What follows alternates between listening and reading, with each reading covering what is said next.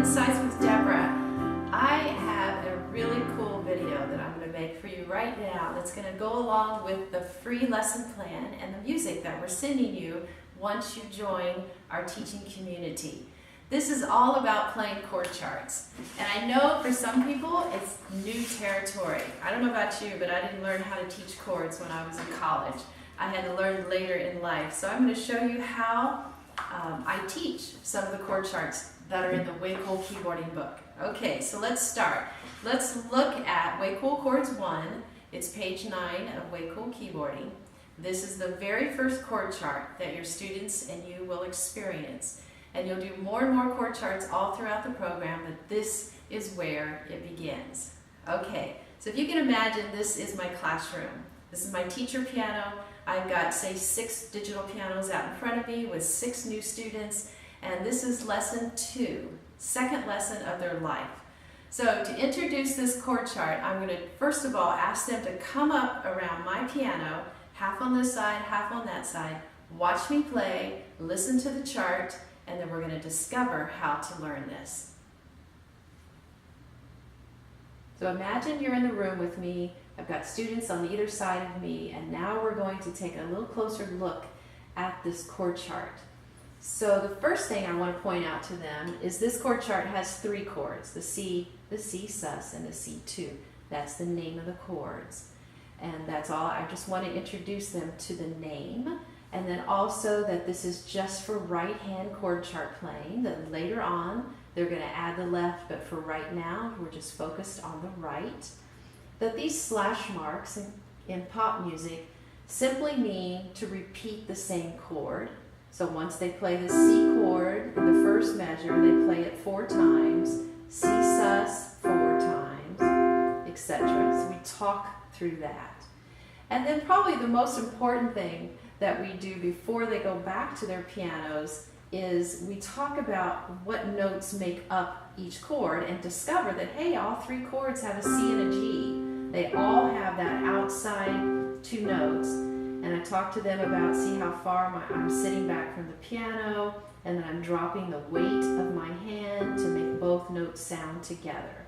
Then we discover that the C chord has the 3 in the middle, or the E. The C sus has the 4, or the F, and the C2 has the D.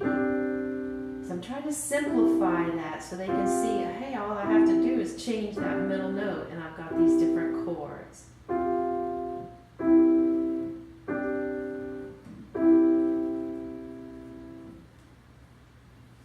Now, before going back to the piano, I want to make sure that all the students really understand what I just did. So I'm going to have them pretend to play on what I call the arm piano. Sounds kind of silly, but it really does work. Gives them a chance to feel what the chords feel like and what it feels like to change that middle note while they're actually listening to it. So I'll turn the music on, give them a chance to feel the beat, how fast they have to play, and learn how to come in together. Take a listen. Here it comes. 1, 2, ready, go. C, C, C. Change to 4. Back to 3. Change to 2. Second line, keep going. 3. Change to 4. Back to 3. Change to 2.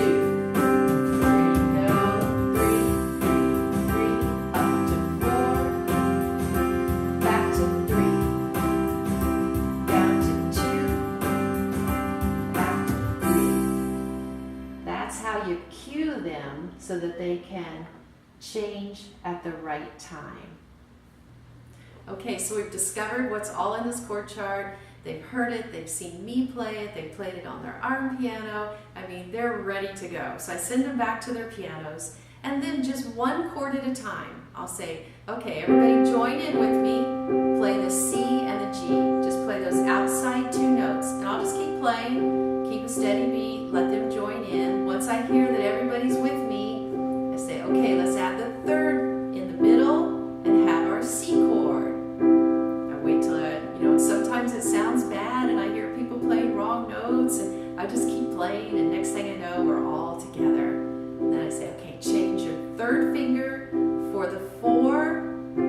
Now there's our sus.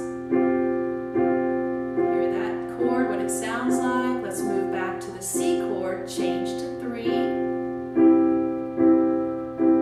Now we're going to go to our C2 by changing to 2. And I just vamp them and invite them to join in. Once I hear that they're comfortable making the shift, I know that they're definitely ready to play along. So that's what we do. I say, okay, let's try it, give it a try. I turn the accompaniment on, and the first time through, this I think is so important. The first time through, I do not get up from the piano and go watch what they're doing. I just let them play, leave them alone, let them kind of explore, and I play from up here, just like I'm in the band with them. Second time through, I'll probably get up though, and I'll walk around the room, observe, see what's happening, see how they're doing, and decide from what I observe what to do next. If it looks like everybody's just nailing it and they've got it, then that's awesome, then we do it another time just for fun. If I notice that half of the class is having struggles going back and forth with the chords, we just play through them again and just make a game out of it. We might even get the floor keyboard out and have a game where they have to find with the bean bags all the different chords. And then we go back and try it again. Okay, one last thing. This I love. If you know anything about my philosophy of teaching, you know that I'm a big fan of what I call revisiting. Revisiting a song. My students, they can already play it. We go back and we revisit and we add to it later on. So, for instance, this piece is page 9. By page, say, 25, they've already learned a couple more things they can do with the chords. So once I have taught them that, we go back to page 9 and add those in. So let me show you what that looks like on the keyboard. Okay, so here's some techniques that you can do when you revisit Way Cool Chords 1. Later in the book, your students will learn how to take their blocked chords and rock them. They'll also learn how to take their blocked chords and break them. Notice I'm starting from the middle tone, going middle, bottom, middle, top. That's the pattern. From day 1, everything I teach, I encourage them to move around the piano so they can take their chord chart and move it up higher. And then I just encourage them to be free. Don't be afraid to try. Because you know, that's what improvisation is. Don't be afraid to try. There's no wrong, there's just different choices. And you won't know until you try.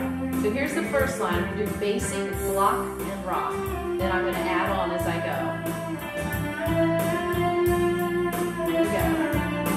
1, 2, 3, go.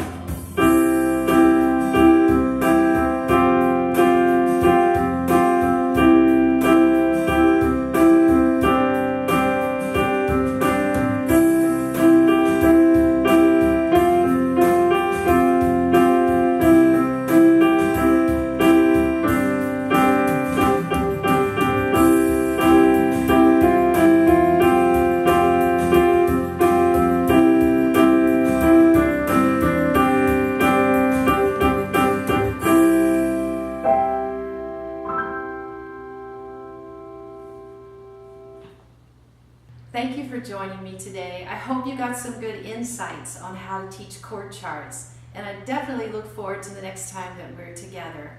But you know, most of all, thank you so much for bringing this cool music to your students. Enjoy.